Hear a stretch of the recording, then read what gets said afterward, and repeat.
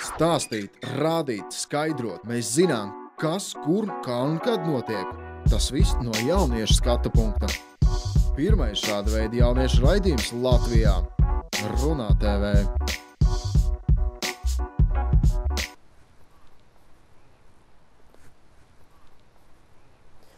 Oho, te nav otrā riņķa, bet tā jau nav problēma. Jo, lai nodarbotos ar armwrestlingu, man vajag uzkačāt tikai vienu roku. Vai jūs zinājāt, ka armwrestlings ir vecākais sporta veids pasaulē, un nodarbošanās ar to krasi atšķirās no citiem sporta veidiem? Šodien Raimunds Liepiņš pastāstīja mums ne tikai par šī sporta īpašībām, bet arī par to, kā viņš kļuva par armwrestlinga treneri. Tas sākās, kad es mācījos vidusskolā. Mums nokļuvu trenižera zālē, tā teikt, pirmoreiz trenējos, patika. Draugi daudz lauzās, piedalījās Latvijas mēroga sacensībās, un tad paaicināja mani tā kā lausties. Un tad man vienmēr tā kreisā roka bijuši stiprāka, un tad es vienmēr, mums ir abroku summa, izlīdzinājās, un tas vienmēr tika menīgās. Un tā teikt, iepatikās, paķēri, un tad jau sekoja viss, kas tālāk sekoja. Pabeidzot Rīgas Tehnisko koledžu, Raimonds saprata, ka viņš tomēr grib nodarboties ar trenēšanu, tāpēc paralēli mācījās arī cilvēka anatomiju un fizioloģiju. Kā uzsver pats Raimonds, viņš tagad ir pirmkārt treneris un pēc tam jau sportists. Es iestājos Sporta pedagoģijas akadēmijā, tur es sāku mācīties un uzreiz jau man iekrita piedāvājums strādāt Salaspils sporta skolā, trenēt jauniešu armwrestlingā. Un tad turpinājās un tagad, pa lielam es esmu treneris pirmām kārtām un sportists otrām kārtām. Ar armwrestlingu var sākt nodarboties gandrīz jebkurā vecumā, tomēr labāk būtu sākt ar 15–16 gadiem, kad organisms jau ir nostiprinājies, iesaka Raimonds. Man īsti nepatīk, kad nāk puiši jaunāk par 12 vai meitenes jaunāks par 12 gadiem. Tad, kad kauls sāk nostiprināties un veidoties un saites, tas īstais vecums 12, 14. Un pats labākais, ja tu neesi neko darījis armwrestlingā vai kādu citu sporta veidu, bet tu gribētu pamēģināt armwrestlingu, ja tev 15, 16, tad nāc. Tas pareizais laiks, tur visi hormoni visaugstāki un vislabākie rezultāti. Uz jautājumu, kādas priekšrocības ir armwrestlingā, Raimonds atbild, ka šo sporta veidu ir vienkārši jāizjūt un jānobauda, jo tikai tad var saprast, kas tas īsti ir. Es negribu pieņemsim, man nepatīk īsti tā sajūta, ka es iešu boksa ringā un man sastīs seju, bet man gribās būt pārākam. Un šī tas tuvākais cīņai, kas var būt. Un tad paņem to pretinieku roku un nolas to pretinieku roku. Un tad tas jāsaprot, tas jāizmēģina, lai saprastu līdz galam. Visiem iesaka pamēģināt. Stāstot par lielāku dzīves uzvaru, Raimonds atcerējas Vladislavu Krasovski, kas kļuva par pirmo junioru čempionu no Latvijas, kuru viņš trenēja no pirmas līdz pēdējai dienai. Vislielākā uzvara bija 2013. gads. Mans audzēknis Vladislavs Krasovskis kļuva par pasaules junioru čempionu. Bija pirmais junioru čempions no Latvijas. Tur bija tā, ka es viņu no pirmās dienas līdz tam čempionu titulu aizvedu, un tas bija mans lepnākais brīdis, tā teikt, treneru karjerā. Raimonds noteikti neplāno apstāties uz sasniegtā, akcentējot vēlmi pacelt armwrestlingu Latvijā jaunā līmenī. Viņš uzskata, ka katru reizi sevi jāpraspēj un jāattīsta, un pašreiz viņš nevar iedomāties sevi darot ko citu. Anželika Jermuševiča, Oskars Aleksandrs Krūmiņš, Kristaps Pēkalis, Runā TV. Es dzirdēju, ka iela vingrošana ir ļoti veselīga, bet man jau sāk sāpēt galva. Ko es daru nepareizi? Skatāmies nākamo sižetu. Kārlis Erlots, treneris, sacensību organizētājs un tiesnesis, jeb vienkārši cilvēks, kurš jau vairāk kā 5 gadus nodarbojas ar tādu spēka sporta veidu kā ielu vingrošana. Par to, kas ir ielu vingrošana, viņš stāsta. Principā ielu vingrošana ir tas, ko cilvēks var darīt jebkur, jebkādos apstākļos, mājās, ofisā, uz ielas, pie priedes, zāre vai jebkur. Mēs izpildām tādus pamatvingrinājums kā pievilkšanos, atspiešanos, un no šiem pamatvingrinājumiem mēs esam jau izdomājuši tādu kā nelielu freestyliņu, kurš jau ir izveidojies par sacensībām, un ielu vingrošana ir nonākusi tādam jau atpazīstamam sportam. Ar ielu vingrošanu aizraujās ļoti daudz cilvēku, bet vecuma grupām nav nekādu ierobežojumu. Kā Kārlis stāstīja, viņš ir trenējis 4 gadus vecu zēnu un pat tādu vīrieti, kuram ir virs 80 gadiem. Atbrauca cilvēks no ārzemēm, paskatījās mūsu sacensības, pienāca man klāt un jautāja, Vai, ja es varu pievilkties 10 reizes, man ir 83 gadi. Vai tas ir labi? Es saku, wow, tas ir iespējams, tas ir daudz. Viņš saka, bet saprot, es gribu 20. Vai es to varu sasniegt? Viss ir tikai galvā. Ja tu gribi, tu to izdarīsi. Sarunas gaitā Kārlis pastāstīja, ka kādreiz bija stereotips, ka ar ielu vingrošanu nodarbojas tikai puiši, bet kā viņš uzsvēra? Vecums, dzimums, nekas nav šķērslis. Kāpēc gan sieviete nevarētu atspiesties, kāpēc gan sieviete nevarētu pieturties, kāpēc sieviete nevarētu paskriet krosiņu, kāpēc sieviete nevarētu pieturties pie kāda pie stieģi un veikt dažas pievilkšanās. Tā jau ir pamata elementi ielu vingrošanā, kas principā to var darīt jebkurš. Kārlis min, labs ielu vingrotājs var izpausties jebkur, bet vislabākā vieta, kur jebkurš var trenēties, augt un attīstīties, ir skolas sporta stadionos, bet tomēr tiem ir arī mīnusi. Diemžēl visi šie skolas stadioni ir ar ļoti novecojušu tehniku, ļoti novecojušiem rīkiem, pievilkšanās stieņi ir šķībi, līdz ar ko slodziet vairāk uz vienu vai uz otru roku, tas pats ir ar līdzstakām. Ir ļoti jāpiedomā pie treniņa, ļoti jāpiedomā pie metodikas. Pārsvarā treniņi notiek 5 dienas nedēļā, bet tas nav uzspiesti, jo šis spēka sports ir katra paša izvēle. Par to, kāda ir citu reakcija, Kārlis stāsta. Cilvēki novērtē, augstu novērtē to, viņi vienmēr iet garām un var redzēt tās sejas izteiksmes, ka viņi ir pārsteigti par to, ko viņi redz, jo viennozīmīgi ne katrs to dara un ne katrs uzdrošinās to darīt. Un tāpēc ir tāds patīkams cilvēkiem smaids sejās.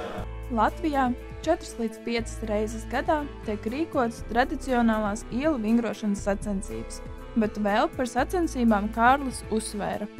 Paralēli uztaisot vēl attiecīgi dažādas pasākumus par reģioniem, lai popularizētu sportu, lai dotu cilvēkiem iespēju sacensties, lai pārbaudītu savas spējas, cik viņi ir auguši vai kritušies savā līmenī, kāds ir attiecīgi visu pārējo cilvēku progress vai regress. Kārlis akcentēja arī to, ka Latvijā ir apmēram 100 000 cilvēki, kuri intensīvi trenējās ielu vingrošanā, un jaunos gribētājus vingrot vienmēr ir gatavi uzņemt šajā spēka sportā. Vienkārši iesaku cilvēkiem nākiet, pamēģiniet, trenēties. Mēs visi esam draudzīgi šeit. Gaidam jūs ciemos. Lilijāna Sustrupa, Oskars Aleksandrs Krūmiņš, Armands Svelpe, Runā TV. Kamēr mūsu komanda runā par sportu Rīgas ielās, mēs te trenējam putnus.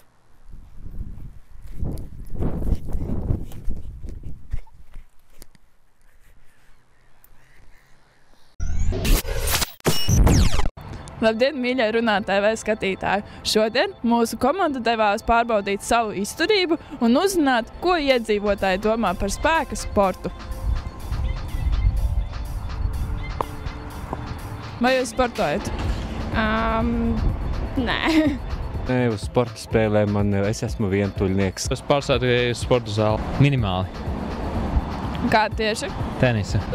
Ar inline skrituļu slidošanu. Grieķu cīņas un MMA. Vai tu vari nosaukt, kas ir spēka sports un nosaukt 3 piemērus? Vismaz. Spēka sports man saistās ar cīņu sportiem, karatē, kaut kas tāds, boks. Svarcelšana. Tā es teicu, brīvā cīņa pārstāv sporta zālē, cilvēki atšķirās trenižieriem vienkārši, vai aerobika meitenes. Es domāju, balets, ne? Un ko jūs domājat par sievietēm, kas nodarbojas ar spēka sportu? Interesanti. Tā ir viņa izvēle. Negatīvi, ļoti nepatīk, ka meitenes uzskačājās un ir piekačāts presīts un uzskačāt muskuļi nav seksīgi. Un ko jūs teiktu, ja jūsu draudzene pēkšņi izdomātu šodien sākšu ar spēku sportu nodarboties? Es neļautu nekādā gadījumā. Protams, gribas sievietes redzēt sievišķīgi, kas gribas, lai būtu vīrišķīgi, jā. Tāpēc, protams, vajag, lai būtu harmonija, balans. Jā, lai būtu harmonija, jā. Lai nebūtu pārāk, lai nebūtu pārāk. Lai viss būtu tā, normāli, kā mēs. Uzzinot iedzīvotāju viedokļus, varam secināt to, ka visi ir aktīvi dzīvesveida atbalstītāji un par spēka sportu viņi piekrīt, ka ir to labi darīt pat līdz mēra robežai. Lilijāna Sustrupe, Armands Svelpe, Runā TV. Ak, Dievs, kurš salieca šo koku? Man ir tik bail! Brrr!